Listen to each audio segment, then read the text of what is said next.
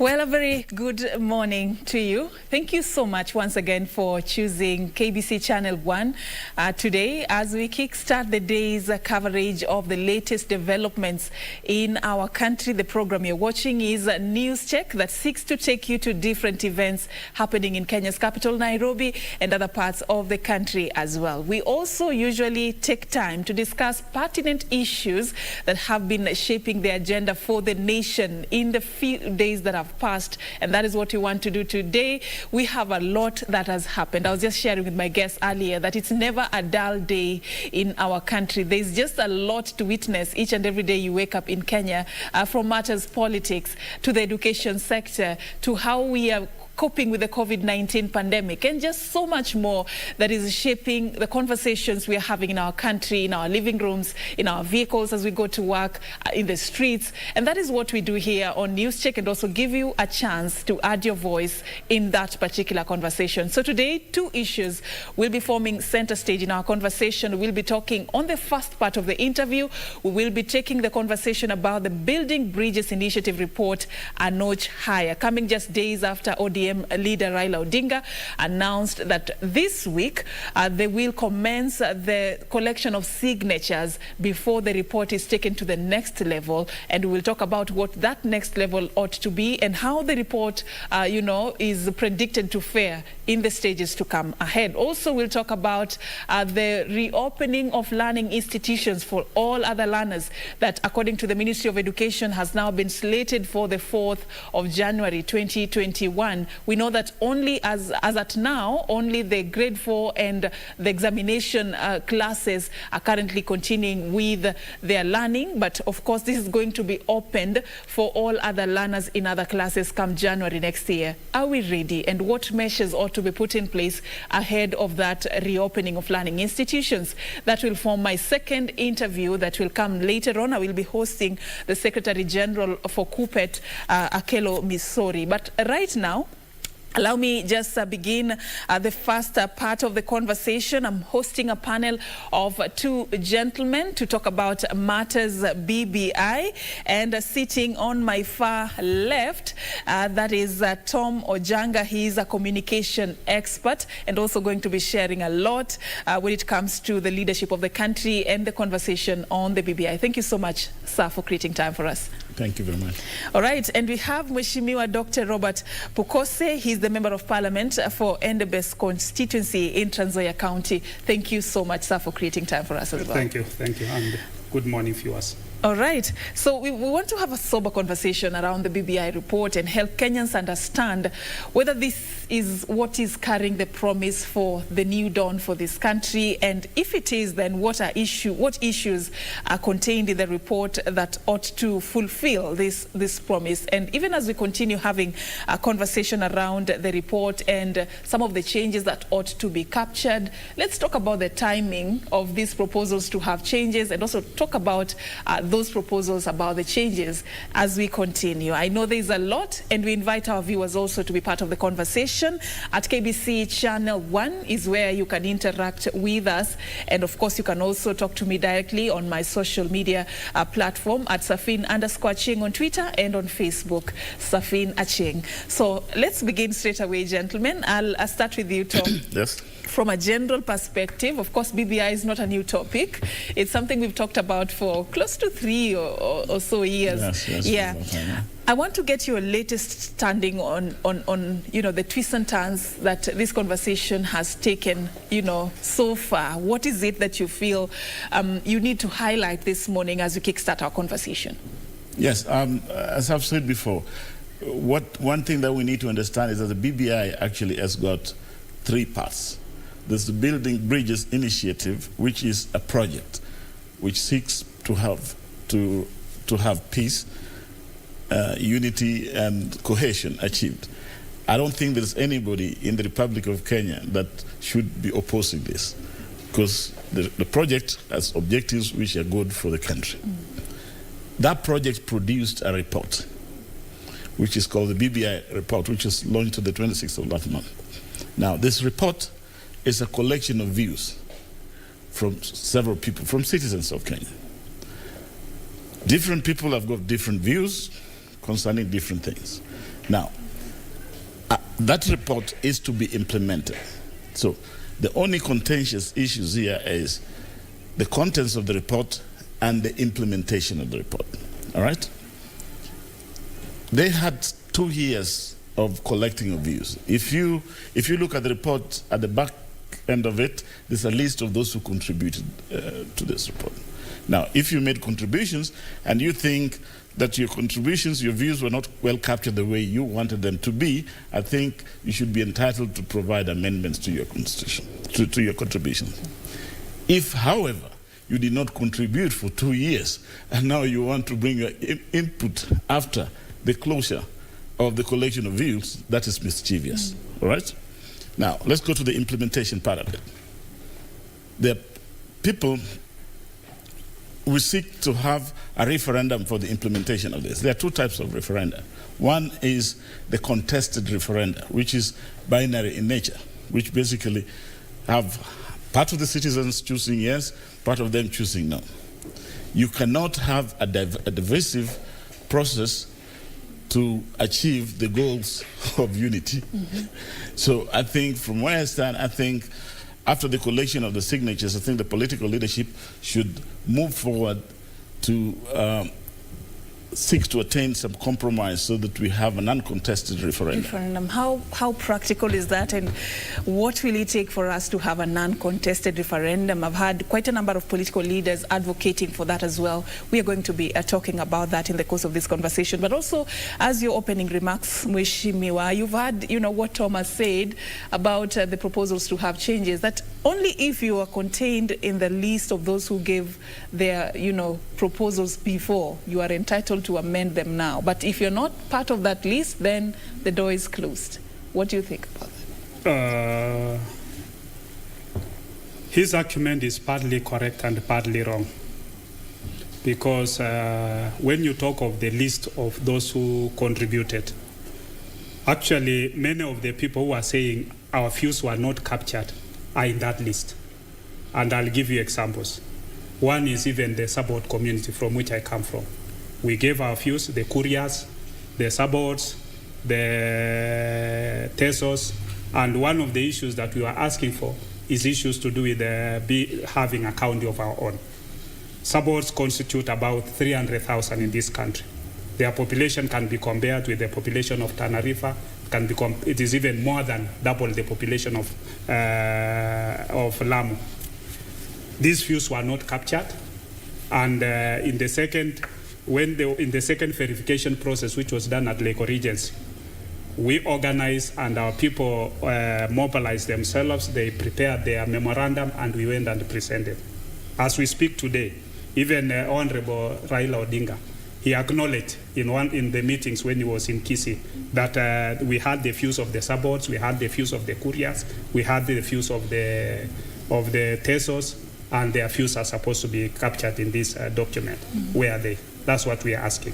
Secondly, you look at people like the church. The church presented their views, and they are asking, they are in that list, they are asking, can we have our views captured in this document? That is what we are asking. Where is the venue for that?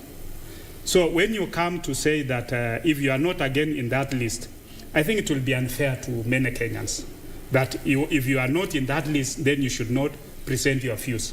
And yet we expect the same Kenyans to even vote.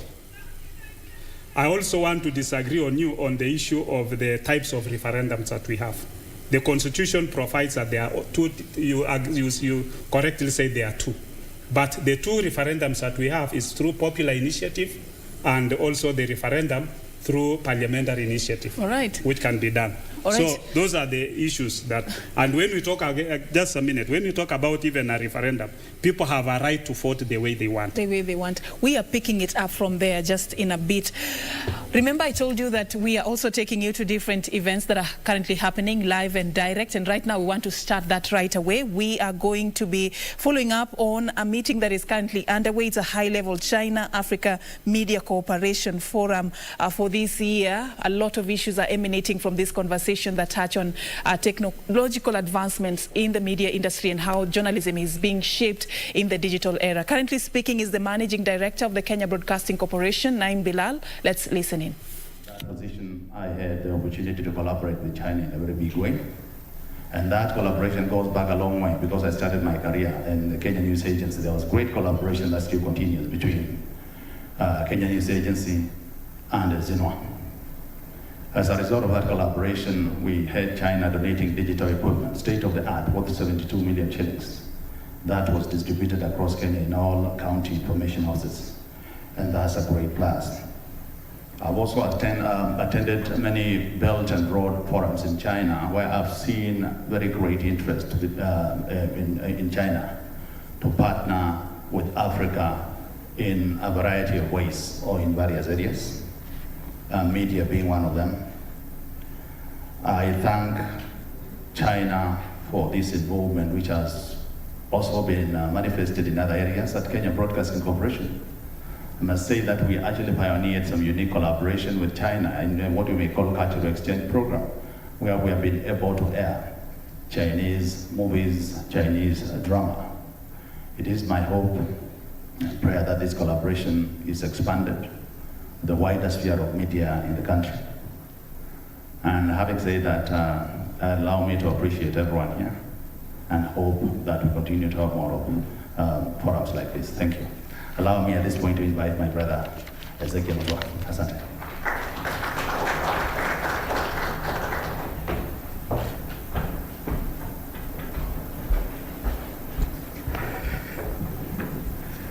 Thank you very much, my brother, Dr. Naim Bilal. Mr. Moyo, thank you very much for the kind opportunity. The speakers of this conference, all protocols observed, good morning. I am Ezekiel Mutua. I'm the CEO of the Kenya Film Classification Board. And so I'm in this regulatory space with the Media Council, and I've also served, allow me to remove this. I am sure these things are sanitized. I've also had the privilege of serving at the Media Council for 7 years.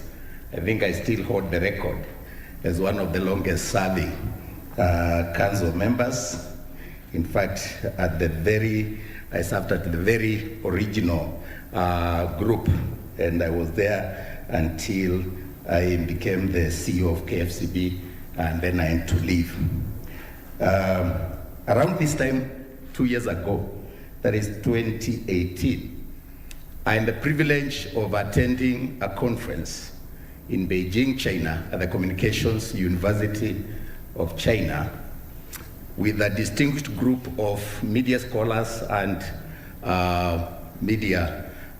communication scholars and media leaders, courtesy of the government of China, where we were discussing exactly the same things that we are discussing today. The role of media in reporting Sino-Africa relations, and the place of China in African development, courtesy of some PhD student friends of mine who are watching. In fact, while I was seated there, one of them, Sylvia Mutua, no blood relations, was telling me they are following from Beijing, from the Communications University of China, and they are as connected. They were telling, oh, I can see you have arrived. And this is the beauty of technology. In that meeting, we agreed part of the way forward in terms of focusing the conversations around how the media relates with China, or African media report Chinese issues. That conversation must be centered on the role and place of China in African development, if it's going to make sense. Because it has to begin with the people. It has to be the story of the people. How is China impacting development in Africa? How is China impacting the political dimensions? How is the place, what is the place and role of China in the African development? Because the moment it begins from that perspective, then the media, as the custodian of public interest, begins to find meaning in shaping the conversations in an accurate and meaningful manner.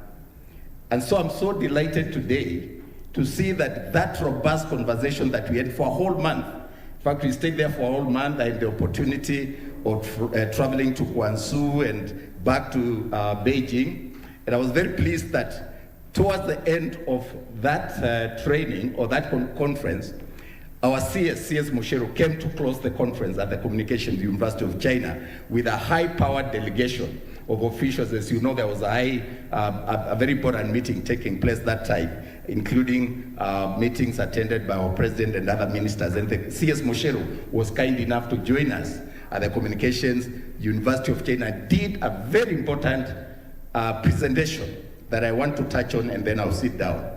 And it was about changing the reporting of Africa by the international media, and how the Africa-China relationships can shape or guide that conversations to debunk the myths and misrepresentation of Africa by the international media, particularly the West. And we were saying the beauty of that synergy and that collaboration and cooperation, besides, of course, the issues covered by FOCAC and the Belt and Road Initiative that are development-oriented, the narratives about Africa and how the media reports the relationship about China and Africa are also tied at the umbilical cord by common interest. And the common interest is to debunk the myths, misrepresentation, and ensure that the continent of Africa is reported correctly, both in film and in media. And I think this is what I see as critical for what the Media Council and the Chinese Embassy are doing today. And I want to thank my brother Moyo and the Media Council.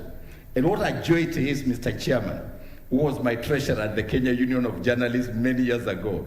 And I was just telling a colleague of mine that in 2002, I think we invited Mr. Erastus Mwenje to speak in this very hall. All right, that is the Kenya Film Classification Board CEO, Dr. Ezekiel Mutua, currently speaking at the high-level China-Kenya Cooperation Forum for the year 2020 that is bringing together quite a number of stakeholders in the media fraternity to discuss, among other issues, how technology is shaping the newsrooms and the media fraternity in general, and how also to come up with sort of a mature ethical culture of journalism in this new digital era. A lot of issues are emanating from this sitting, and we will be giving you details as we proceed with this broadcast and even in our subsequent news bulletins. In studio, of course, we are talking about the BBI initiative report, and before we went to that link, gentlemen, this conversation has just begun to pick momentum, and talk of a referendum, the type of referendum that we should be having ideally if the aim is to achieve unity, and also talk about the processes towards achieving that particular referendum. You're raising quite fundamental issues, but before we get to that, let me just go back to you, Tom. And there was this idea that you seem to be holding very firmly about those opposing voices that remained quiet for all this while, and suddenly they're becoming loud right now as the bus has already left the terminus. Just talk to us about whether you feel concerns that are being raised right now are not valid from where you sit, because we've had, some making quite a number of recommendations that touch on what sort of seems to be addressing some of the gaps contained in the BBI report. Are you of the opinion that regardless of the fact that they could be offering solutions, this is not the time, so let's just move forward? Or they could be offering some valid solutions that we can borrow from? I will try to repeat this again. There are those who made contributions that had their views recorded. There may be some gaps. For example, some people may feel what they presented was not correctly captured. I think these people should be given room. But nevertheless, we must repeat, every citizen of this country has got a national obligation to respond to action when required. Your country calls upon you to give views. 2 years and you don't turn up. Then after 2 years you turn up. That's mischievousness. I don't think that anybody should even entertain them. I don't think they should be entertained by anybody, because you had 2 years to answer to a national call of duty. What if perhaps, just giving a listening ear, perhaps there could be some solutions and some beautiful recommendations that may just come up at this very last minute? I mean, we're talking about a constitution, a document that ought to serve us, not just in this generation, but in the generations to come. Why the rush? There are two issues again here. The country is not coming to an end. That means we can close this and we can bring up those matters later, because we need to achieve some amount of peace going forward towards the next election. We need to create stability so that capital can grow, so that we can create wealth. We cannot be kept in a circle of reviews and amendments simply because some people did not have time in 2 years to answer a call, national call. I don't think that's acceptable.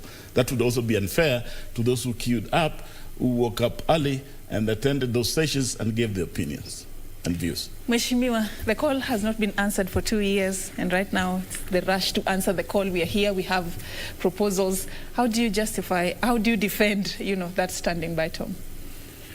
I'll talk on two fronts. One is we agree with him that those people who gave their views and they were never captured should be listened to. And what I'm asking is, where is the forum for listening to their views? Yeah, because they are asking, we gave our views. And I gave you an example of the Sabot community which gave their views, and it's documented, and it's in that list, and it has been publicly acknowledged by the former Prime Minister, Honorable Raila Odinga. They gave their views, and their views have not been captured.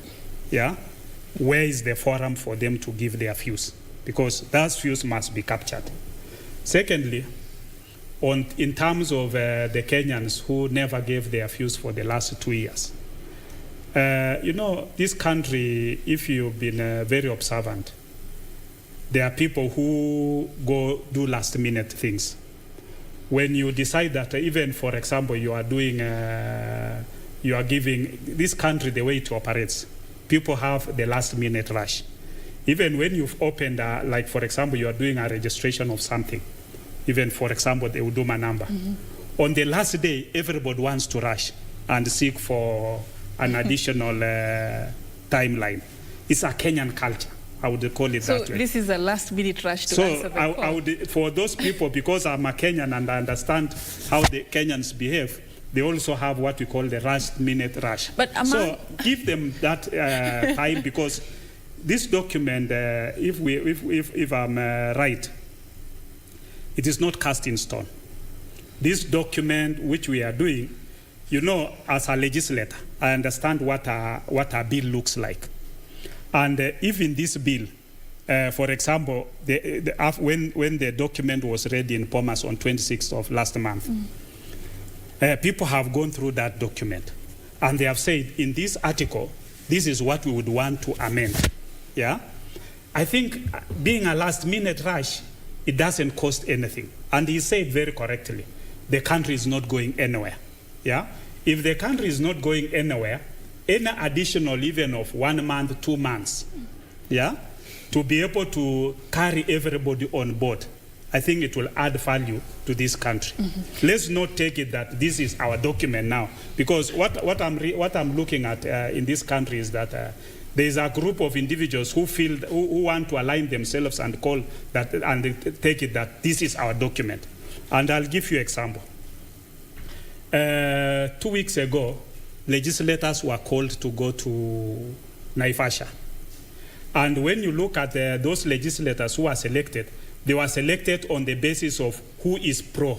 Were you among them? No, I wasn't invited.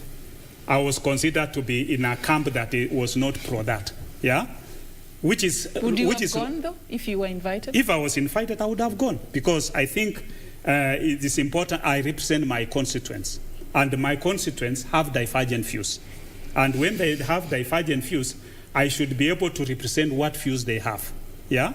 And therefore, it is very wrong to label anybody that you are in this camp or that camp. All of us are Kenyans. And this document, whether we pass it or it doesn't go through, It belongs to all of us. All right. Even as you continue, Mheshimiwa, let me just take you back a little bit about the opposing voices.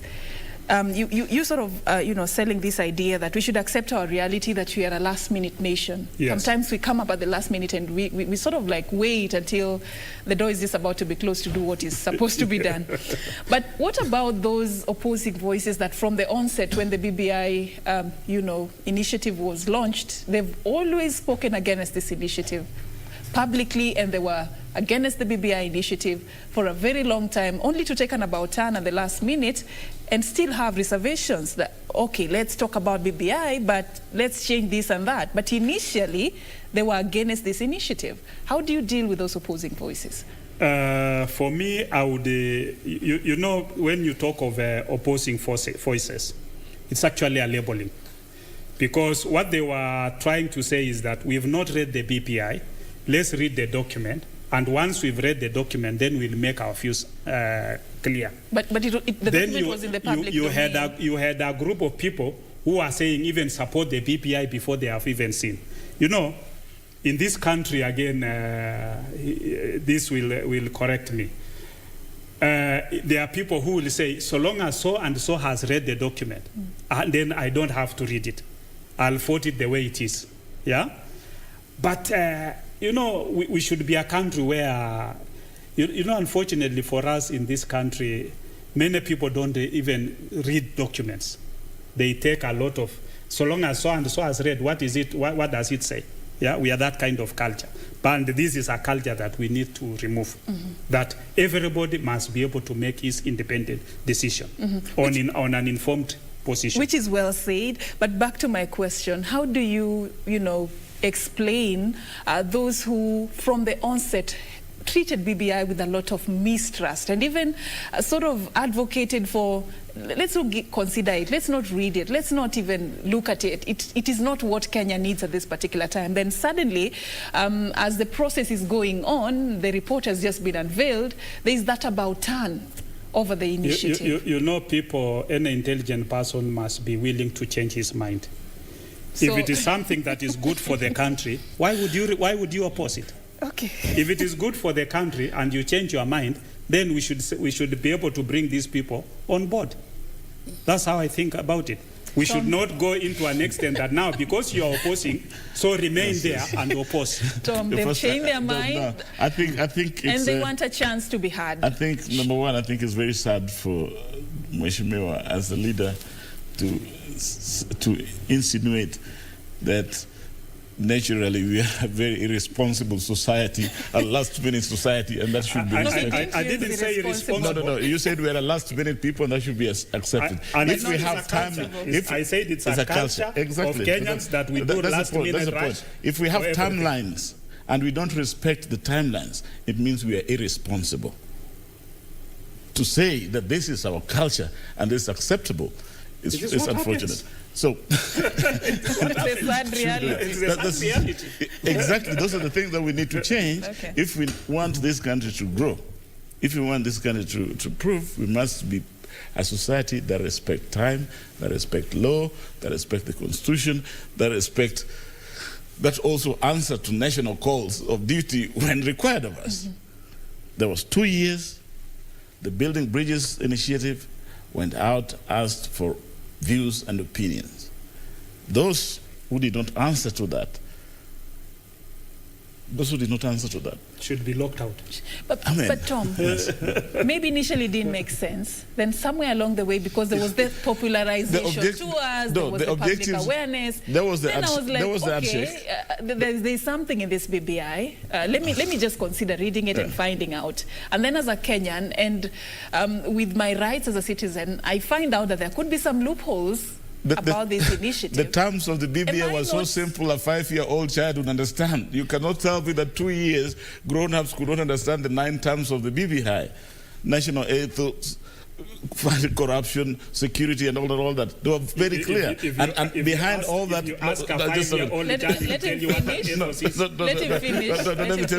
let me just finish. The point is this. Behind all that, the purpose and the goal was to have our society achieve the ultimate goal of having peace, because we've been bedeviled with a cycle of violence and instability every 5 years. Everybody, every responsible citizen of Kenya knows that this is a big problem, because every 5 years we have capital flow, we cannot grow society because of differences. So the BBI was initiated to seek for solutions that would help us to achieve these goals of peace, unity, and cohesion. These are very simple issues. Nobody, particularly people in political leadership, that now wants to have the document rewritten or amended the way they want, can tell me that 2 years they could not understand what the idea of peace, cohesion, stability, national ethos, fighting corruption is all about. But that would be mischievous. If we lock that door as a country and not allow every Kenyan to feel like they've been heard and their proposals have been contained in the report, aren't we missing the calculation? You've talked about the bigger picture of achieving unity, but if we allow this divided conversation about the BBI report to continue, are we really focusing on the goal, the ultimate goal of the BBI initiative? In terms of disagreement on whether there should be amendment or not, those who did not contribute are initiating that agreement, which could be part of the whole plan, that we don't contribute. Once the report is there, then we demand that we contribute. So that could be a whole plan to make sure there is peace is not achieved, cohesion is not achieved, stringent laws that fight corruption are not implemented. So it could be a whole plan. 2 years, we don't attend. The report comes out, we say, oh, now we are ready to do so. Then maybe they're allowed. Then they say how views are not captured the way we want. So we get into a circle in which we don't achieve anything.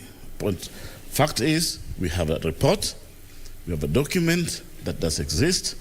There are people, citizens that answered the call, responsible citizens that did not wait until last minute, like the Bishop says, and their views were captured. If their views were partially not captured,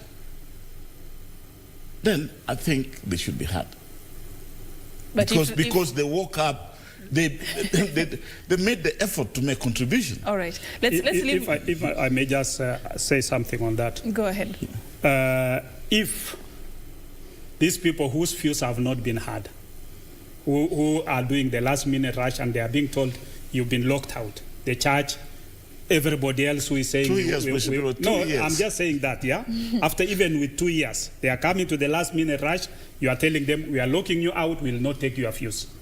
Those who gave their views and they were not captured, we have not created a forum to take their views, which they presented. We take this document to the people for a referendum. We fought and we lose this referendum. What happens? Will we have achieved peace in this country? Exactly, that was the question I asked. If you're already allowing a divided conversation about the BBI report to continue, are we missing the calculation in terms of our quest for unity as a country? In general, are we getting it right? In general, I don't think there should be anybody that opposes the idea that we want to achieve unity and cohesion and stability. This is fundamental for the growth of this nation. Any responsible citizen. But if the referendum is taken, what is missing here to the people and the views are not captured, people have a right to oppose it. Let me say this. Let me say this. Those who want to give in new input, the general assumption is that what they want to give is not in the document, because if such views had been expressed by others, then you do not need to contribute what others have already contributed. Now, coming to the referendum, if I am going to reject other people's views because I did not present mine in time and because I was time bad, then that's again very, very mischievous and irresponsible. Because the thing is this, if you are new, if you did not contribute, you should only contribute if that what you feel you want to contribute is contained in the document. But that should not be a reason to stop those who made their contributions from having their views implemented in the Constitution. All right. I'm tempted to go into the specifics of some of the proposals that we've been hearing, in the past few days from even the members of parliament. The other day, they were opposing that proposal to scrap the women representative position and all others that includes issues that may affect the independence of the judiciary and all that. But I may not go into that for now. Let's just talk about right now. The process that is happening is that this week, that's according to the ODM leader Raila Odinga, there ought to be that commencement of the collection of signatures process. What are we basing the process on? Do we have a document? Do we have a bill? What is it, from your understanding, Tom, that Kenyans are signing for? I think, is it the report? Is there a bill? Yet there is this hanging, calls for a few recommendations to be included. So what are we signing for exactly? I may not have the details, but I guess because number one, I'm not in ODM and I'm in KANU, so I wouldn't know what they discuss. But the point is this, that together ODM and KANU, we all support the BBI report. So I think the collection of signatures must be in the context of preparing for a referendum. For that to happen, however, I think the document must exist in such a way that you should have the bills. The report already that was provided has got some bills. No. Already got some bills in it. Okay. Right? There's other views which are not been translated into bills, but the report also contains quite a number of bills which have already been formulated.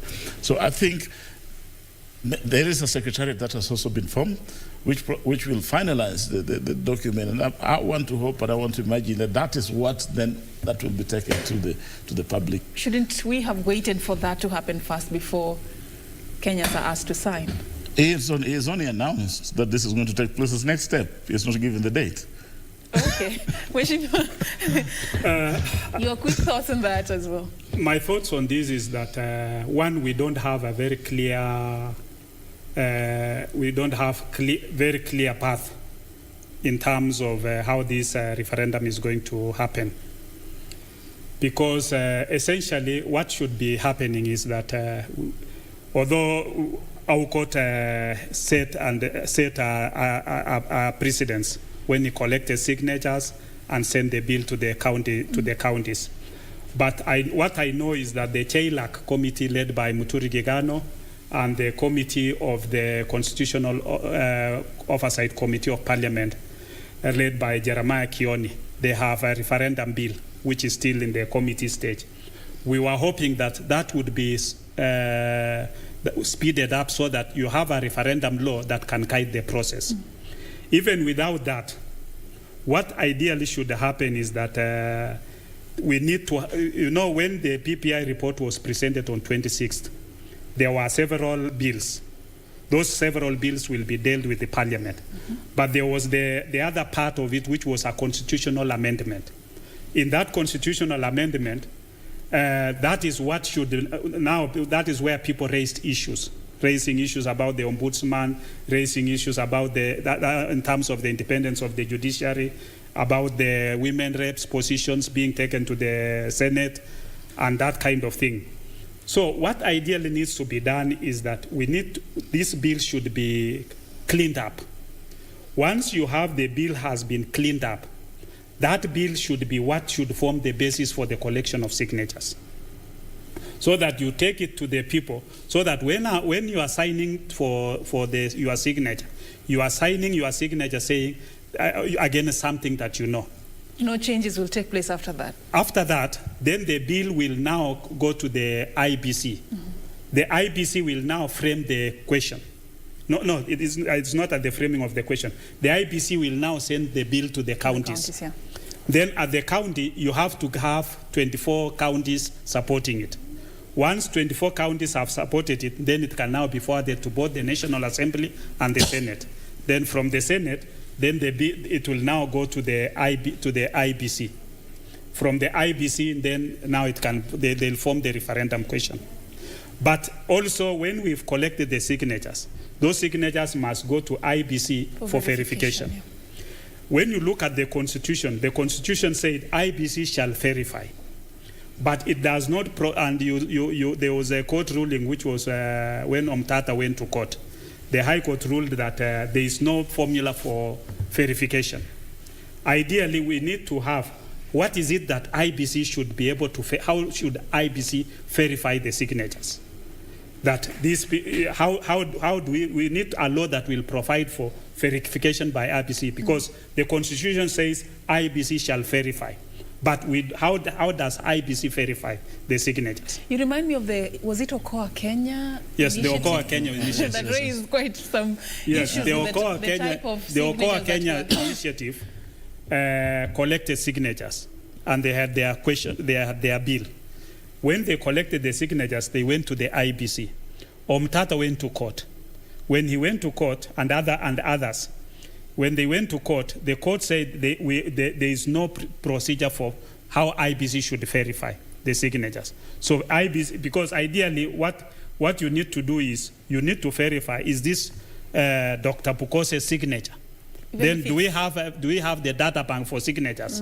Those are the nitty-gritty verification details. But Dr. Ekuru Okot got the green light from IEBC after garnering, yes, you know, is it 1 million signatures? Yes. So what was used as a benchmark? Signature is not just the encrypted thing. I mean, there are many unique attributes that form then your entire signature. You have your signature, your name, your combination of many things, including your identity, makes it unique. That's, I think, I would suppose that's how the identification process takes place. Because just scribbling something and having a name, that doesn't make a signature. No, I didn't say that. What I meant was that, you know, when you've given your name, it's your name, your ID number. Yes. You can even indicate your photo's number. Yes. And then you can sign. But do we have a data bank for that? There is a database in Kenya called Integrated Population Register System, IPRS, which has got the single version of truth concerning population data in the Republic of Kenya. And for signatures? No, just a minute. So in the IPRS database, you have the unique identification of persons residing in the Republic of Kenya. Right? What you don't have is this encrypted thing. Yeah. So that is alone, what is being sought in this no. The signature comprises the script plus all this. So this already makes you unique, uniquely identifiable. So whether you just write T.O. for Tom Ojanga or you just write O.O. for Achieng Ojanga, that's really mad. That really brought a lot of issues during the Okoa Kenya initiative. Some people just drew domestic animals and it was an issue. The identification of persons is based on certain unique attributes, not just because people tend to think the signature equals the scribbling. No, it's a lot more other things that comprises your own signature. All right. Yes. Anyway, you know, leaving that aside, and you know, the question to do with how then do we verify the 1 million signatures and affirm that these are legit signatures that have been issued by Kenyans? You know, how do we then foresee the BBI report faring at the counties? This is a question I would like to forward to you, Tom. Let's assume that the 1 million signatures have been garnered, and now we are at the county level. At least 24 counties ought to support so that it moves to the next level. Let me just predict. Let me what will it take for before I get into that? Let me just mention something. As a threshold? technology person, you can run the submitted names against the IPRS, and it takes probably 10 minutes, and you have that verified. So verification of signatures is not a big deal. Technically, it's a no-brainer. But now going to what you asked, I think the BBI is a good thing for this country. I think there should not be any reasons why it should be rejected. If there are issues, I think the Secretariat, which has been appointed, should actually find ways of trying to collect these other views, which may not have been included, if at all, to see if at some stage, you know, that could be revisited. You understand? Because we must make steps towards the peace that we seek. And we cannot stagnate on the basis of something called cultural inability to respond to time. I don't think that should be the excuse that we want to use to go forward. We must make steps. Right now, we've made steps. The report is there. That has been launched. We need to take another step forward towards achieving those goals. There are lots of things. I may not agree personally. If you ask me, the ethos thing, I think the national service should not be voluntary but obligatory. I think they did not handle the corruption issues much. I think to stop corruption, you need to look at the laws, procurement laws and contract laws that involve government and private vendors. That should have gone much more deeper. I think that to protect our constitutional order and democratic order, you need to empower the NIS and the police and the institutions that protect. I think all those things, those are not included in BBI. But what can I do? We'll wait for another day. You right? live to fight another day. Yes, yes. All right, so assuming, first of all, do you think the 1 million signatures is a target that can be met? That will be achieved. Believe me, that will be achieved. I mean, that could be achieved in less. That will be achieved. Anything, let's agree with, anything that the president supports and the Right Honorable Odinga supports, the two of them have got like more than 10 million votes. To get 1 million, I think they could easily have it in a week. They could just call people here to Urupak, have it, queue and have it. So I don't think, I'm not worried about the signatures. Signatures will be collected. My concern is that, or my wish is that we should move this country forward in a way that we get rid of antagonism, politics that are poisonous and stuff like that.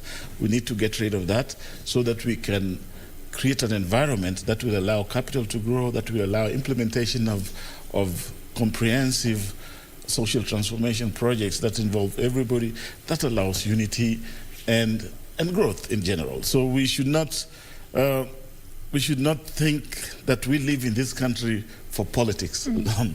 That's why in a forum yesterday I said that if you asked me, they should involve the church in implementing the BBI, the church, the media, celebrities, anybody with a voice, not just the political class, because that is a gap that has also been missing. It's more seen as a political tool to win election or to outperform the other political faction, whereas that should not be. So we should get the politics out of it. We know it's a good thing. We should get everybody involved, including those who opposed it before. Those who are presumed to be against it should also be brought on the board, so we get an uncontested referendum, so that we really achieve the stability that we seek. Indeed, unity is not political. Unfortunately, the politics of this country is what has caused us to live in disunity for a very long time. If you look at the other spheres, I would say, in as much as we may be having differences and challenges in entertainment, in religion, we seem to be faring well when it comes to unity and peace, but when it comes to politics, that is where we exist as a divided nation. So that is why you would see such an initiative to achieve unity in the country. It sort of is biased towards politics in a larger percentage compared to what you're proposing to include other voices of influence in the society. Yes, absolutely. We are going to be taking a very short break right here on News Check. We are coming back to conclude this conversation. There is a lot that still stands on the other side, so stay with us.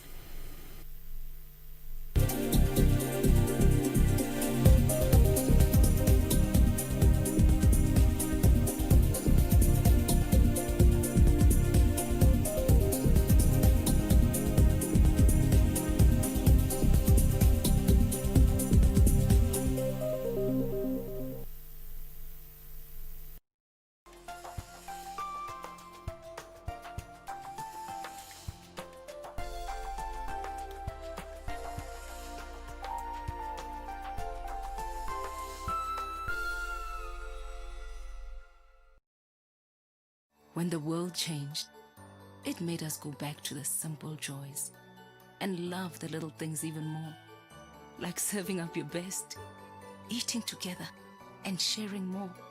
Now, we'll take nothing for granted and always remember to taste the simple joys.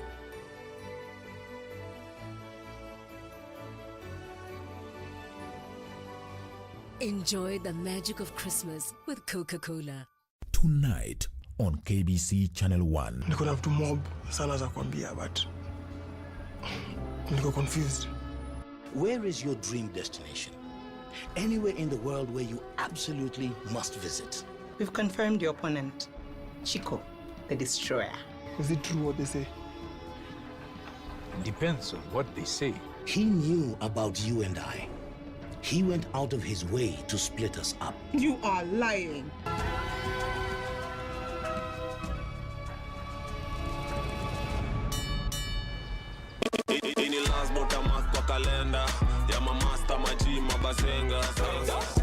She's so expensive, okay. She's so expensive. Time already, it's time already. A line already, it's time already. Make I tell you waiting up for a bullet. Baby, tell me this your body, body, yeah. Back it up right away, yeah, right away, right away. Gang, rada chafu nikishikaga, hizo chafu bana shika shash, pale bedroom kila siku bash, hini leche ndakikomba.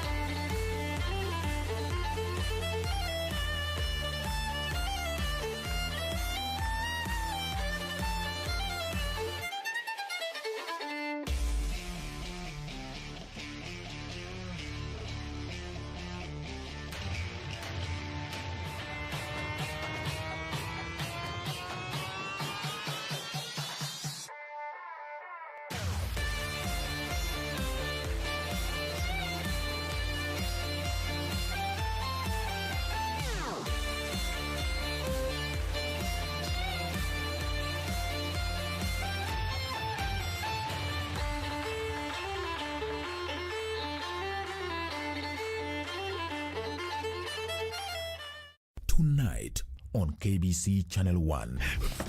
I just wanted to remind you that you owe us a lot of money. He mistreated her and he locked her up. We even had to find a locksmith to get her out of their house. And the thing is, Margarita told me the only way to resolve this is if Francisco drops the charge. Juana, we need to give him whatever he wants, anything. Francisco, let me help you. Don't you dare move! Put your hands in the air! Hang on, I have nothing to do with this. I'm not really sure that I can handle all this. If you appear to be weak, they are going to prey on you. El paraíso conocimos. In Love with Ramon.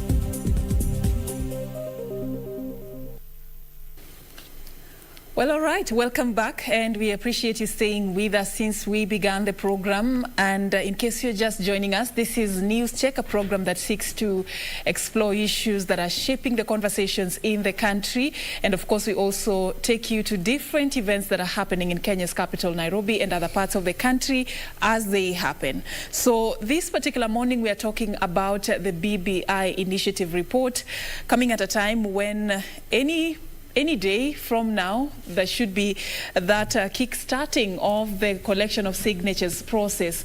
And of course, we are just talking about the different, twists and turns about this conversation on the BBI. And how do we bring everybody on board so that we go towards unity in a way that every Kenyan feels that their views have been heard and they've been captured, and not just captured, but captured in the manner in which they want those views captured. Is it even possible? And that is what we've been trying to unpack with my panel. This morning, I've been having Dr. Robert Pokose, the Member of Parliament for Endebess constituency, and Tom Ojanga, social communication expert. Thank you so much, gentlemen, for staying on. As we are taking this conversation to a climax, maybe just let's echo and let's go back to the foundation of this whole journey about what even birthed the BBI initiative and the handshake, the March, handshake that we witnessed. It was all about bringing this country together when it was on the verge of falling apart. Mm-hmm. And That was a beautiful vision, if you ask me, for the country, because we've witnessed the cycle of violence in every electioneering period, and how we usually take steps behind every time we are approaching election, even post-election. But what will it take for us to really get there? What is it that we need to include in our equation for us to really achieve this unity? I believe we have twisted this conversation to be about the BBI, whether it will sail, what is contained there, and forgotten about the foundation of the BBI initiative. What is it that will help us achieve the unity that sort of works as a backbone for this initiative, Tom? Yes, just some little correction. I'm a financial services and social transformation expert. I'm not into communication. This is about. All right. My background is financial services and social transformation, and that's what I do for a living. Oh, okay. Yes. So I think the question is, what will it take to have this the BBI implemented? Is that the question that you're asking? I think there must be a buy-in. The Secretariat must now take the full leadership, remove the BBI process from the hands of politicians and political shenanigans, get the buy-in of people of influence, Kenyans, right? The media, the celebrities, the church, the normal people, to move this, because it's something that must be owned by Kenyans, by normal Mwananchi. There should not be any political contest on the BBI, because this country seeks peace. I mean, it's been a very painful journey. Some of us have a lot more insight about how this happened and how this culminated into what we have today. It's been a lot more pain, a lot more effort by several actors to have this. Point of the matter is, we need stability. We need institutions that can run independent of politics. We need the economy that can run independent of politics. We need social services that can be provided independent of politics. You know, we need to have to create a foundation for a good future for our children. Can we really survive without politics in this country? We can't survive without politics, because one thing I want to correct you is that you think politicians are also not professionals. I'm a consultant general surgeon. We have even musicians who are politicians. We have engineers who are politicians. We have lawyers who are politicians. So it's not politicians, politics. I said away from politics. Yeah, politics and politicians. I just wanted to respond to something which you said before we went on a break about the collection of the signatures and how it is going to fare on in the counties. Collection of signatures is not a big deal. Getting 1 million signatures, that one will happen. That one we can assure you.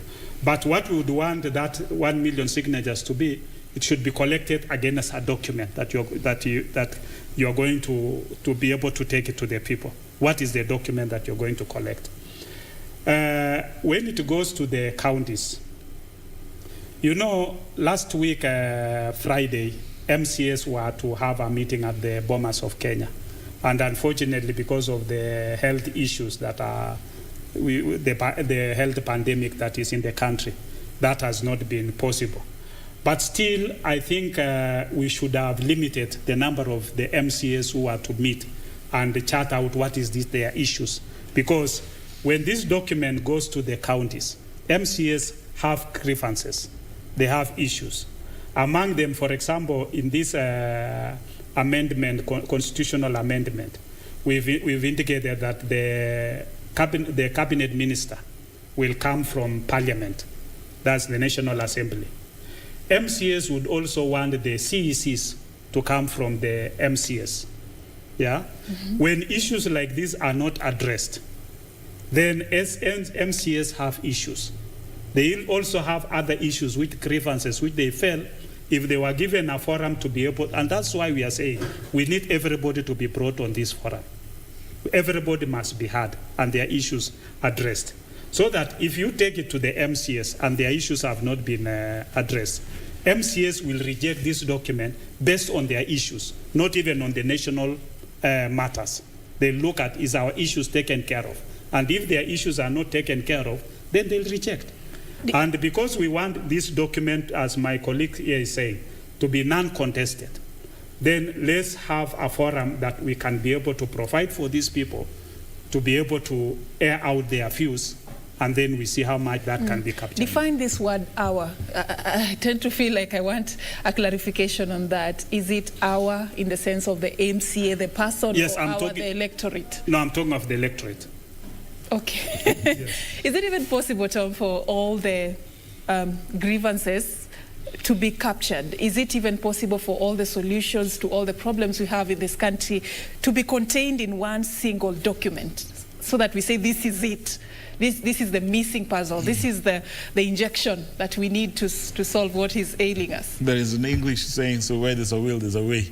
So I think first and foremost, we need to create the will that we want to achieve, the objectives that are outlined in this document. We must create that national will, right? And in doing so, we must create a lot of goodwill. We must create a lot of buy-in. We must involve a lot of people. Once that will is been created, there will be a way to achieve the purposes, objectives, and goals of the BBI. Mm-hmm. Thank you so much, gentlemen. Just 30 seconds each for your final remarks. I'll start with you, Mheshimiwa. This week, the President Uhuru Kenyatta paid 1 million shillings for the medical bill for Leonard Mambo Mbotela, who is a legend and an icon in this country. I think that is a very noble process that was done by the head of state, and I want to thank him. And the Kenyans are happy for that kind of extension of his help to the broadcaster Leonard Mambo Mbotela. All right, Tom? Yes, if I would want to make a wish to the Secretariat, if there should be any amendments, then I would probably want to call that one, we should have an obligatory national service and not a voluntary one. Second one is go deep into the matter of corruption, look at the contracts of government and vendors. Please remove any contract that has liability on the side of the government, and that way you shall have addressed the matter of corruption conclusively. Thirdly, we need to protect our constitutional order and our democratic order. Please, if possible, make amendments that should entrench the institutions that protect the constitutional order and the democratic order, like the NIS and the police and the military. Give them more power, give the NIS more power to prosecute and arrest. Thank you. All right, thank you so much, Tom Ojanga and Honorable Dr. Robert Pokose, for creating time for us this morning as we were unpacking the issues to do with the BBI initiative report. We will, of course, be taking this conversation a notch higher. I don't see this conversation coming to a conclusion anytime soon. We can only move it forward and pick it up another time. Thank you so much once again for your time. Thank you. We will be crossing over to the second part of this particular program in just a bit. I will be hosting the Secretary General for KUPPET, Akelo Misori. Let's talk about matters education, the impact of COVID-19 on the education sector, and the planned reopening of learning institutions come January the 4th, 2021. What needs to happen between now and then to ensure the safety of learners as that happens? So that is a conversation I will be having in just a bit. Stay for that. But for now, let's take a very short break.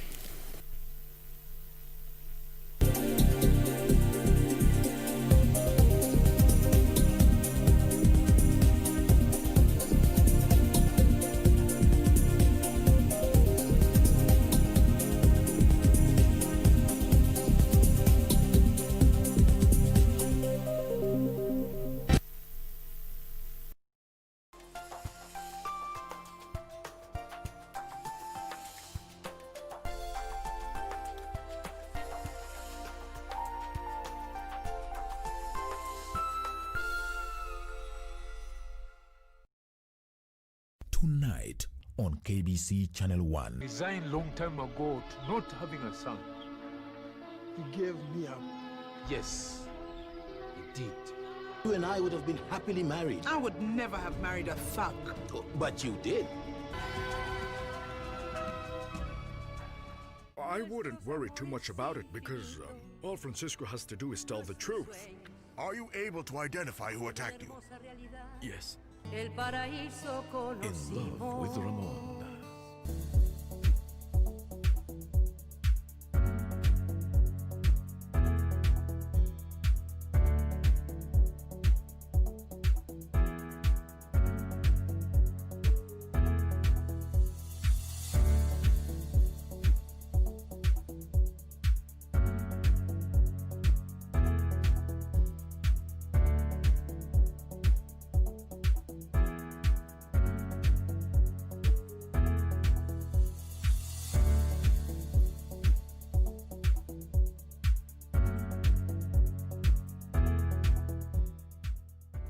Next on Oh, stay with me, baby. Photocopy love. Well, I always in the put down. Toka kitambo, extra confident, hakuna kitu siwezi handle. Sitakuwa to become way, no. Whatever you do for the least of my brothers, you do for me, yeah. Whatever you do for the least.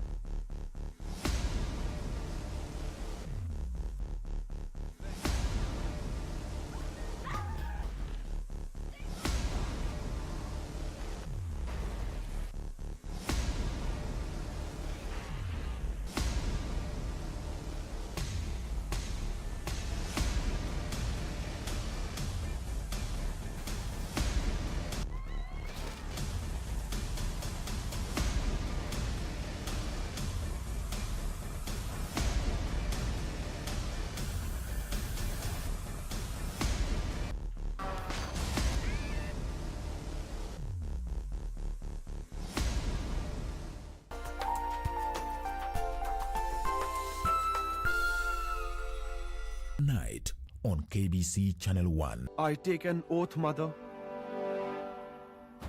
that I will find Dastan and I'll make sure he gets punished. Give me your permission, Your Highness. I am very eager to find and severely punish that Dastan. You are not coming with me. How can you send Ashok to face him after all? I can't stop him from discharging his duties, Queen Charumitra. Tonight on KBC Channel 1. Niko na vitu mob sana za kuambia, but niko confused. Where is your dream destination? Anywhere in the world where you absolutely must visit. We've confirmed your opponent, Chico, the Destroyer. Is it true what they say? Depends on what they say. He knew about you and I. He went out of his way to split us up. You are lying.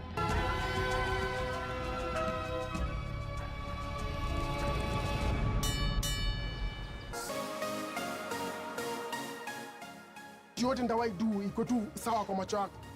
Kuna unaka kwako. Ati nini? Why are you people shouting? Are you okay? Mwanamke wewe ninakuona sana. Ni wanaume hapa Mombasa wameisha. Ni nini mbaya? Nowadays we have so many unfaithful people. What? We need to talk about her every time we are together. I'd be very careful the way you address me. Zako zinakuangaje? Huwezi kaa dakika mbili hata bila kuteta. You will all sign new contracts. And I am supposed to be briefed. What? Taki ujinga. Oof.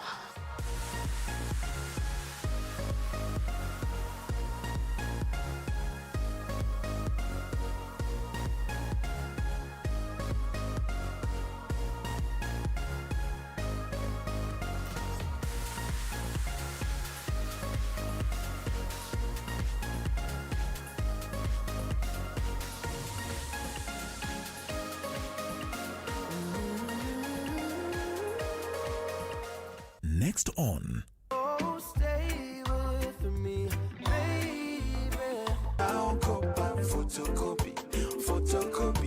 Photocopy love. Well, I always in the put down. Toka kitambo, extra confident, hakuna kitu siwezi handle.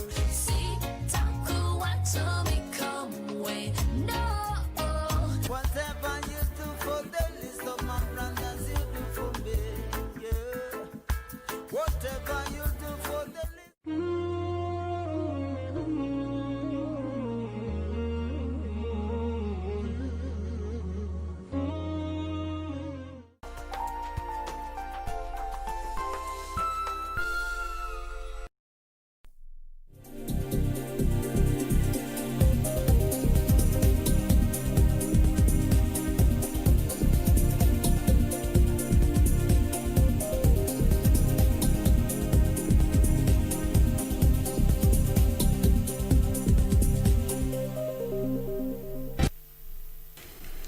Welcome back, and we thank you so much for keeping it KBC Channel 1. We've now shifted gears and we want to talk about the education sector. The latest news is that yesterday the Education Cabinet Secretary, Professor George Magoha, announced the school calendar that ought to be used going forward. And according to that school calendar, January the 4th, 2021 is when next other learners, that is aside from the grade 4, class 8 and form 4 candidates, will be resuming their one-on-one classes. What has been happening is different arrangements by different learning institutions for learning to continue. But right now we are talking about the physical learning that is scheduled to kickstart in January 2021. We'll be having that conversation in just a bit with my guest. But remember, this program also usually takes you to different events, and also we keep you on track with some of the events that we are tracking for you. And for more on what we have today lined up, here is our reporter's diary.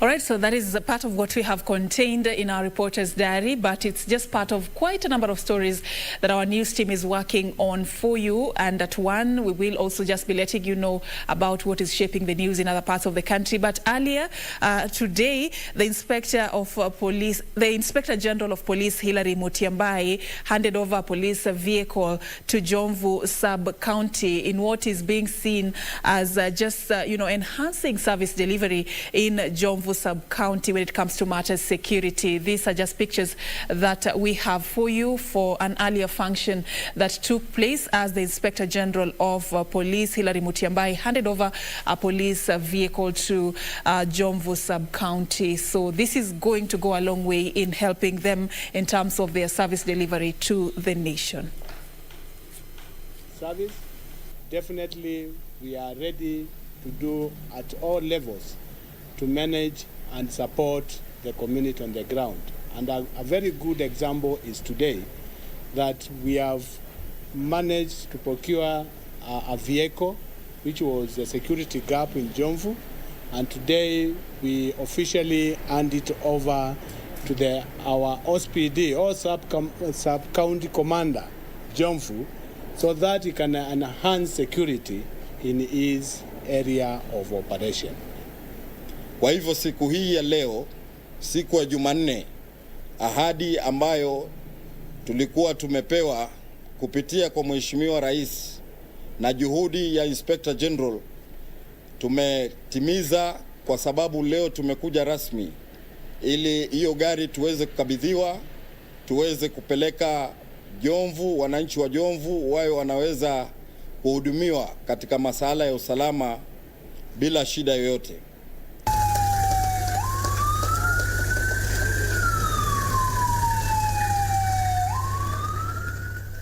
So there you have it, the Member of Parliament for Jomvu constituency, Twali Badi, receiving the vehicle on behalf of the residents of Jomvu Sub-County. It's a vehicle that has been handed over to the police station in that sub-county to enhance service delivery and just help them to heighten the state of security for residents of Jomvu Sub-County, among other stories that we're tracking for you, and we'll be letting you know as we continue with our day's coverage of the news. Now in studio, we want to kickstart our second part of the interviews lined up for News Check today, and it touches on the education sector. I have with me the Secretary General for KUPPET, Akelo Misori. Thank you so much, sir, for creating time for us. Thank you so much for inviting me to the studio once again. All right, we're having this conversation when there is quite mixed reactions about the announcement by the Ministry of Education yesterday for reopening of schools come January next year. Perhaps your opening remarks to this conversation would be whether you feel the timing is right for us to really make that decision, considering that we are at the second wave of the outbreak of COVID-19. Cases keep surging by the day. We had the learning institution, the first reopening of learning institutions the other day when we had the examination classes resume and the grade 4 learners also resume. Still, there are positive cases of COVID-19 that have been reported. In fact, yesterday there was a Form 4 candidate who succumbed to the disease in Kakamega County. Is it the right time for us to be talking about reopening learning institutions? Thank you so much. I don't think there would be any other better time than what the Cabinet Secretary finally became bold enough to announce that the schools to resume. Let me just emphasize the one aspect which we have already said as a union from our point of view, that schools were supposed to even open much earlier, as early as June.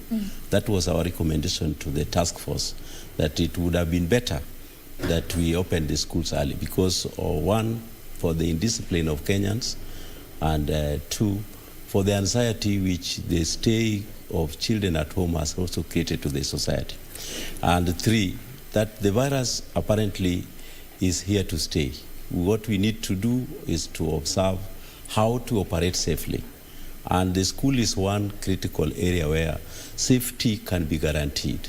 Even for the cases which have been reported, it is a very insignificant fraction considering that we have almost 12 million learners in this country.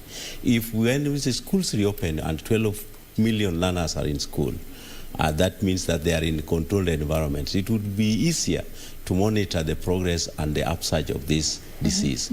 And therefore, mitigating against that kind of spike would be very controlled and would be very easy. So that is the bit which many Kenyans may not have missed. But remember, prior to the reopening of schools for grade 4 and Form 4 and Class 8, there was a lot of pressure. And I think even the office in The Hill was under pressure to ask the Ministry of Education to see how at least some semblance of learning. Remember, even some people went to court when they were stopping even community learning. The Kenyans did not even care that we were losing a lot of our youth to crime, teenage pregnancies, and all sorts of ills in the society. So in my view, we feel that schools are safe havens. And they are not just safe havens. It is very easier to control the events at school than when they are in the village. The major challenge which we could be having here is where we have teachers who are now past the age 50 and who could be having underlying problems, who could be adversely affected in this. But that is where we need now to focus our attention. We will talk about the welfare of teachers in just a bit. But let me just take you back on something you mentioned there about a school being a controlled environment. There's a difference between control and safety, and many are concerned about the safety of the learners, leave alone control and whether they will be made to do the right thing at the right time, in the right way. But if you look at our learning institutions in terms of infrastructure, in terms of the spacing and just how they are, generally speaking, even before the outbreak of COVID-19, what has changed from then and now? Because the CS for Education, Professor George Mago, has been very categorical on quite a number of occasions that we cannot put the lives of our children at risk. That is when people were calling for when will schools reopen. What has changed between then and now? What is different that would give parents and caregivers that much needed assurance that their children will be safe in school? As much as we are trying to focus on the idea of safety, but I want to pose another issue that you want to say it's safety at home, where all manner of losses we have guaranteed. Children need to be children. Children need to try to transform themselves to be the future of this nation. And if we don't care about their emotional growth, their academic development, then we will lose much. I'm talking about controlled, and it is very easy to effect safety regulations and the protocol of COVID when they are at school than when they are at home.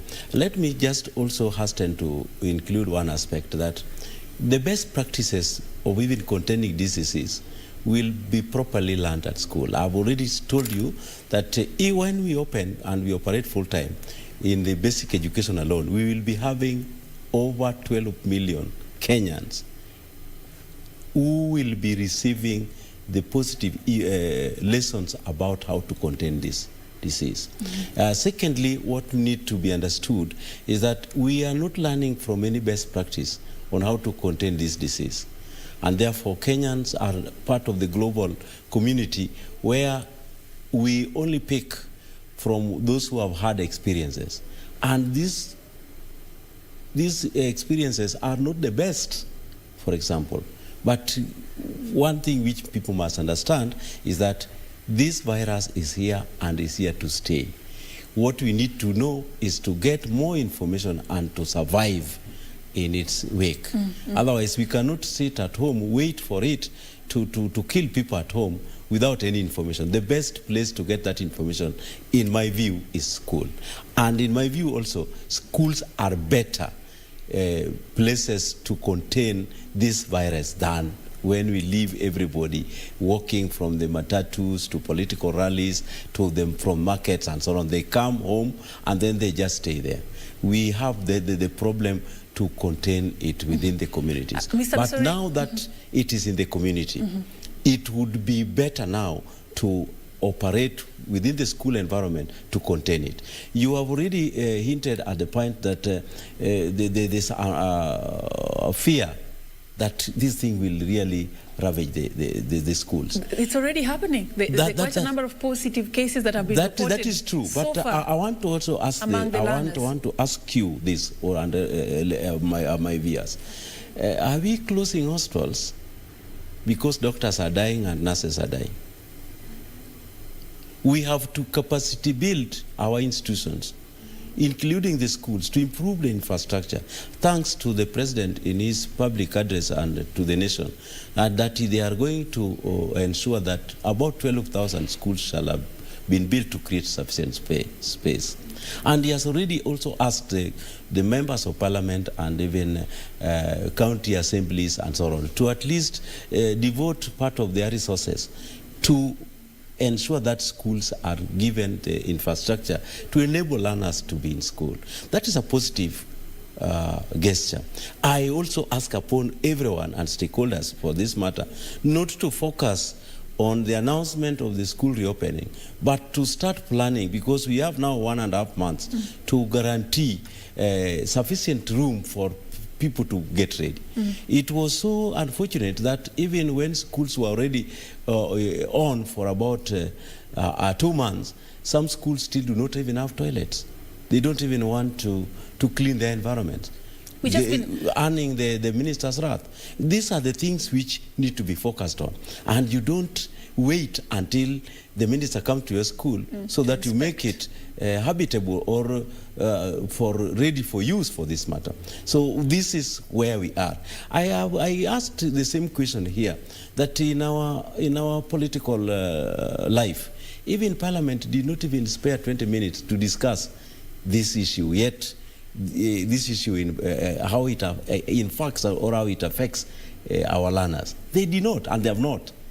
The only person who has talked about this in government is mainly the Minister for Education, the Minister for Health, and also the President. Other people are just enjoying the debate.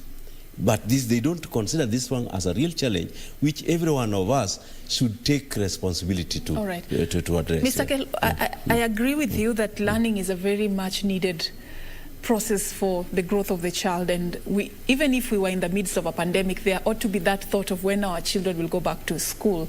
But my question is, are we ready for that, considering our schools and the way they are set up? You've rightfully raised what the President said the other day in his State of the Nation address about plans to construct about 12,000 classrooms and other related amenities in the next few days, and encouraging county assemblies and even members of parliament to chip in. But what we have not been able to manage, to achieve centuries ago, there's learners who've existed in schools that do not have enough desks, classrooms that are in very unfortunate status, and they struggle just to go through the basic learning before the pandemic. What we have not managed in that duration, can we manage within 1 month? Until those classrooms are built, can you really affirm and assure the parents that their children I'm will a be safe? Kenyan. The part of the solution is with everyone. One thing which you Kenyans need to understand, or viewers need to know, is that I was home yesterday, and I'm just arriving this morning from Ouma Bay. And I went, I traversed the county, and I realized that the public is oblivious of the fact that this disease is around. But you still find that the funerals are packed to capacity, because I went to one. There are also primary schools where this learning, you are stopping the children to go to. They are conducting soccer matches. Those things are there. The churches are now full blast with the activities. What is there is that this our infrastructure is appalling. But this is a state of war. We have to eat. We have to give the children what is due to the children. And that is what the minister said. Let everyone take responsibility. Let us see what we can do with the challenges that we have. But if we lose the children, a generation will have lost. We may not even find those who will discover future challenges similar to COVID if we start schools for the learners. We know very well that, and from the experience, that members of parliament have died of this, doctors have died of this. We know very well that teachers, in fact, even as I talk to you, we have lost a principal of a high school in Ouma Bay, in Migori, just yesterday evening. So we lost another one also in March. So we are losing. We lost another teacher, another principal in Mombasa. So these are there. You cannot say that they have died because the schools reopened. They have died because the virus is around. What are what are Kenyans doing about the virus around? What are Kenyans doing? Because they will get you even when you are at home. Are we keeping the proper hygiene at home? Are we emphasizing masks? In fact, if they went at school, the learners will know and will teach their parents better how to put on masks and why it is important to put on masks. What you're not telling me, and I'd really wish you do, so that we can move on to something else in this conversation, is what is happening right now at the learning institutions, even if you borrow from the lessons that we've learned since the first reopening, when the class 8 and Form 4 and grade 4 already went back to school. What is the different situation right now that would give us the assurance that, okay, now we are ready to now go full-blown and reopen learning institutions? Many institutions are struggling to put the safety protocols as determined by the Ministry of Health demands. They are struggling. Let me put the word struggling, because there is no perfect institution with the correct number of classrooms as demanded, with the right number of teachers as demanded. But what I am emphasizing here is that, when do you think we'll be ready? Should we wait until we are run over by this virus? We must learn to live safely, and therefore we must put this one to our learners, and we must not wait until this disease comes to smoke us out from our homes. Let us confront it. And that is the reason for which I'm saying all the stakeholders, you people in the media, need to enhance your platform, so that at least you reach every person, so that they understand. You know, when we reduce this matter to Akelo or to the cabinet secretary and to the president and the minister for health, we are trying to abdicate our responsibility to look at this one as a state of war. This is a state of war. In a state of war, you must organize certain things in emergent manner. That is how learning is taking place, and that's the reason for which we are condensing and we are sacrificing certain aspects of education and curriculum for this matter. That sports will be limited to the controlled environment of the school, not inter-school. We only have inter events, whereby class 8 and class 7 and 5 may be playing, but not school A and school could be meeting together to play. We want it to be seen in the light of controlling and and managing the COVID in our midst. Yeah. You know, we've also been talking about how COVID-19 has affected drastically several sectors, and the education sector is one of them. Perhaps being as one of the stakeholders, key players in the education sector, you'd paint a picture for us about how bad the situation has been. When we're talking about the impact of COVID-19 on the education sector, what is it really that has been like the biggest pinch in this sector? The biggest pinch is all over, and you know, or this, that one, we have lost a lot of children to crime. We have lost a lot of children to teenage pregnancies. We have lost teachers, and we have lost, we are at the verge of losing a generation in terms of transition. So those are serious issues which can affect, if they happen the way they have done, they will really affect our progress in terms of the gains we have made in education. And then we have now to contend with managing a very unpredictable, fluid environment. So that is the challenge. Yeah. All right. Let's talk about how we have tried to manage during the pandemic when schools were shut down, when there was a lockdown and learners were not given that chance for physical learning. What is it that we have done as a country as sort of the survival tactics, and to what extent has those, you know, tactics been effective? You remember early, some 2 months ago, the minister again asked us to conduct what we call community learning. This one was stayed by court, because Kenyans are very litigious in the manner. That one was did not take effect. The Kenya Institute of Curriculum Development and Ministry of Education tried to use platform, including KBC, to have lessons done through online, or maybe screened through television and so on. This one's also posed serious challenges, because we have the challenge of connectivity in this nation, where some places do not have the correct network. And because of poverty and so on, quite a number of children could not also access the same lessons because their parents could not afford the gadgets to receive online platform learning process. So these are things which it also exposed our gaps in our investment in technology. Yeah, this one is a terrible indictment of how we were supposed to move, because like in an effort to discuss with a friend of mine who just traveled to India recently, he told me that India only took 2 weeks. And their lessons are, they did not interrupt them, because they already have the online platform active, and there is no need to go to school physically. So they are doing that. A friend of mine who is teaching in an international school in Bangkok, Thailand, also told me that they did not require students to be in school. So as much as it also opened our underbelly, it also gave us an opportunity to look at life from a different perspective. I've seen in education, we are now beginning to assimilate. Quite a number of teachers became so creative to start organizing, even privately, online lessons, and therefore craving now to have a policy framework upon which education can be conducted in an emergency and through online platform, because to avert issues of abuse through cyber crime and so on. So these are the challenges, and these are how people are coming out of it. And now to manage, you realize that the minister also opened the phased up approach, so that we could try to have this, if election lessons could be conducted with a small number. It has worked, but with the few challenges where we have reported the transmission in schools and teachers dying, and even now a student also died yesterday. These ones are things which are there.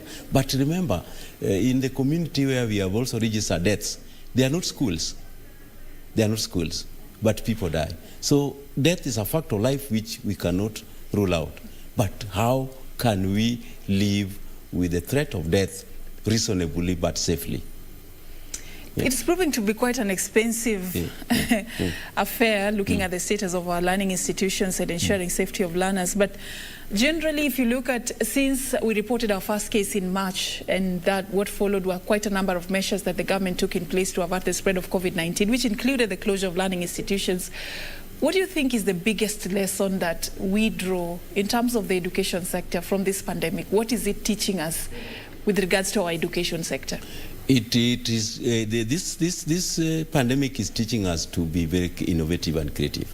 We must also invest in technology to transmit education. Education from now on will not be conducted the way we have always known, the traditional way that it must be face-to-face. We must now invest strictly and seriously on technology to sort out the issue when issues like this one occur. These are issues which are very, very pertinent indeed. But another thing which also comes to fore, there must be a deliberate attempt to guarantee that we must control our class sizes. It has not emerged because the children are not reported to school on 4th of January. When they report there are certain schools with very large classes, which may pose a challenge to the social distancing component. But we are also having the challenge of other forms of infrastructure in schools, that many of our schools are not connected to the national grid of electricity. They are also not connected with water. And water is a serious component in managing this disease. How will we keep the school hygiene when we cannot even wash our hands because there is no source of water? So it also tells our government and parliament, for this matter, to at least rethink on their allocation on how to build the infrastructure in schools, adding space, giving infrastructure like water as a provision in every school. So these are things which we have learned, because this is something which is coming, that you must wash your hands, you must put on mask. But another thing which will have to be effective in our education is to enhance the component of values and discipline. Kenyans have been seen to be very indisciplined, because you tell people to put on mask, they think that this is an issue for the Minister for Health. And then the president is just threatening, they're just looking for money from outside. It is not a reality. Until now, relatives start falling, that's when they realize, kumbe, this thing is serious. So we must learn to have discipline and also to respect what protocol is being communicated from our institutions. Yeah, and you know, there are quite a number of people who, for a very long time, asked the question of, I haven't had anyone I know who has COVID-19 or has died of COVID-19, so I may not believe whether there is COVID-19 or not. For a very long time, people lived in that, you know, sphere of life. But then, going forward, I'd like to know from you on something that you've just mentioned concerning a culture that we only follow rules because we are threatened, because we are pushed, because there is the law. Looking at the children, parents have been concerned about, especially the issue of wearing the face masks. They come home, they've lost their sweater, they've lost their socks, they've lost a book or a rubber here and there. How then will you keep this child the whole day wearing this mask without losing or without taking a mask that belongs to another student and putting them on? You'll be responding to that in a bit, but we want to also get mixed reactions from several residents in the coastal region concerning the announcement by the Ministry of Education yesterday for the planned reopening of learning institutions for other learners yesterday. So joining us now is a reporter based in that region, Janae Karisa, just talking to quite a number of residents in the region with regards to their views. It's over to you, Janae.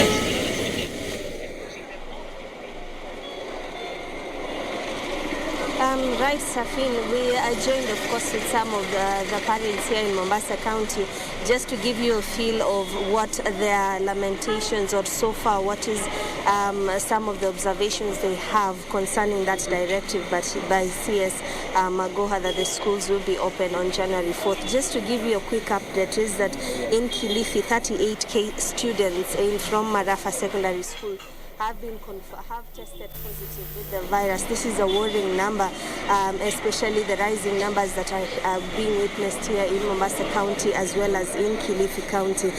This is the second wave. You must realize that Mombasa County had contained the spread of these infections, but lately the numbers continue rising, and of course the students and teachers have not been left behind in this war against the corona pandemic. So I'm joined with some of the parents to just give us their lamentations. Apart from the coronavirus, of course, what other concerns they have towards the reopening of schools. Here in Mombasa counties, we've only seen 2 schools closed down so far since the grade 4 and class 8 and form 4 pupils resumed schools, and that is Tower of the Sea and Tononoka High School here in Mombasa. But so far, no other institution has been closed down, but we have seen people getting infected with this virus. So let me get the feel of some of the parents just to tell us, are they okay, are they comfortable, just to continue with the discussions that you're having in studio. Karibu sana Charles, just tell us your name, tuambie tu wewe unaonelea iko sawa mikakati ilivyo ambayo serikali wizara ya elimu imeweza kuweka kuona kwamba watoto wanaweza fungua vizuri shule ifikapo Januari tarehe 4. Mimi kwangu mimi nakuwa na upingamizi kidogo. Na majina. Naitwa Charles Juma, natoka Mombasa, mimi mkajua Mgadini. Nauliza tu swali moja, kama ni serikali, sababu kaangalia kila siku tukiangalia runinga tunapata zile namba zinapanda. Tunajiuliza swali sisi watu wa chini kabisa, sababu watoto zetu sasa hivi tumekaa nao sababu tunazingatia maisha yao sasa hivi. Na wakienda kule shule utakuwa wanakuwa pamoja na watoto wengine, kuna watoto wa matajiri, kuna watoto sababu kuna watoto wanasoma academy. Wale watoto wanasoma academy, ukaangalia shule za academy haziko kama shule za government school. Sababu ukaangalia shule za government school ziko na nafasi nzuri ya watoto kutengamana. Ukiangalia hizi za private school, ile 1 meter, ukisema mtoto anakaa 1 meter ambapo wale watoto watatoshea. Kwa hivyo mimi nauliza kama mheshimiwa Magoha pamoja na mheshimiwa Kagwe, kama wao ndio serikali sasa wanaangalia wanazingatia upande wa afya. Nauliza pamoja na walimu sasa upande wa elimu. Nauliza swali, kama ni kweli wanataka watoto wafungue hiyo Januari, na kulingana na sasa zile shule bado ziko vile vile. Ukiangalia shule za serikali kuna shule zimejaa maji. Unaona? Sasa sisi wazazi tunajiuliza swali kama watoto watafungua shule, je, kama ugonjwa wa corona bado inatusumbua na kuna tiba bado, je, maisha yetu itakuwa wapi? Ukiangalia muda ambao umewekwa na serikali mpaka Januari, unakusaidia wewe kama mzazi kujiandaa vilivyo kuona kwamba ikifikapo Januari, manake juzi tu watu wanasema walipatikana tu ghafla shule kufunguliwa. Je, ule muda utakuwa sawa wewe kama mzazi kuona kwamba umeweza kununua sare na vitabu ili kuona kwamba mtoto wako anafika shuleni Januari? Kweli hiyo muda tumewekewa ni ndogo, sababu kuna watu walipoteza kazi. Kuna baadhi ya watu walipoteza kazi, ingawa mimi kazi yangu bado maintain, bado nang'ang'ana, lakini kuangalia wale wengi wazazi wengi walipoteza kazi, ambapo sasa kulingana na ile muda mimi naona hiyo muda ni kidogo, sababu wale wazazi walipoteza ile kazi, kitamba kuja ng'ang'ana apata zile sare za shule, apata vitabu, ajue fee atalipa vipi, nyumba atalipa vipi. Unaona inakuwa challenge. Sasa mimi naomba tu kama serikali wanaweza toa tuseme wanaweza saidia upande kama wazazi, kama hizo shule watoto wanasoma. Kama unaona shule za government kuna ile free lakini kuna pesa unalipa. Lakini sasa unapata kuna watoto wanasoma shule za academy. Kupata kutoa yule mtoto wa academy kumleta kwa shule la serikali na kulingana sasa utaambiwa nafasi imejaa. Sasa nilikuwa naomba tu kama serikali wanaweza tafuta mbinu vile wanaweza saidia wazazi wenzangu wale watoto wao wanasoma shule za private, wanaweza pata ile njia, wanaweza saidia watoto wao waingie shule za serikali, inaweza kuwa bora zaidi. Na mwacha tu nipate mzazi mwingine, tuambie jina lako, maoni yako kuhusu kufunguliwa shule ifikapo Januari. Umejiandaa vilivyo ama unahitaji serikali kupatia muda zaidi? Anza na majina. Asante sana kwa majina, naitwa Joseph Boyo. Naona serikali walifanya kitu ya maana kufungua shule, sababu hata kama tukisema waje watoto wakae nyumbani na tunaambiwa kwamba hii ugonjwa ndio itaisha lini. Ni jukumu la serikali kuona kwamba wameangalia both sides, upande wa watoto na elimu pia, sababu watoto hawajui kitu kinaitwa social distance. Serikali wamekuwa wameweka mkakati ya kujenga kwanza madarasa ya kutosha ili watoto wapate nafasi ya kuwekwa kama watoto kama 20 kwa class. Kwa hivyo unadhani hakuna mikakati dhabiti ambayo imewekwa katika shule, ukiangalia misingi ya shule kuona kwamba watoto wanarudi sawa? Kwa kweli wa mambo ni kwamba hawajaweka, kwa sababu mashule ambayo tunayo hapa Mombasa mpaka saa hii unakuta kwamba madarasa ni yale yale tuliwawaja na watoto ni wale wale, hawaja reduce wala kuongezeka.